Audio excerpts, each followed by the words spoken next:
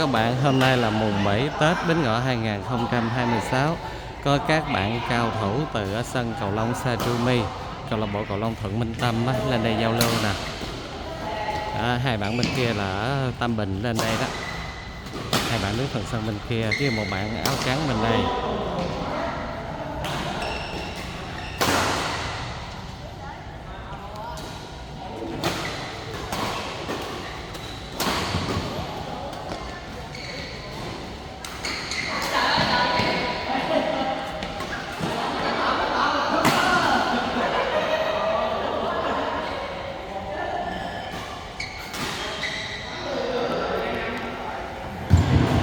Áo hồng đó là có biệt danh là Hậu Công Chúa, đến từ Tam Bình luôn nha các bạn. Thì một bạn áo đen nó cũng đến từ Tam Bình luôn. Hôm nay các bạn rất là đông vui luôn nha.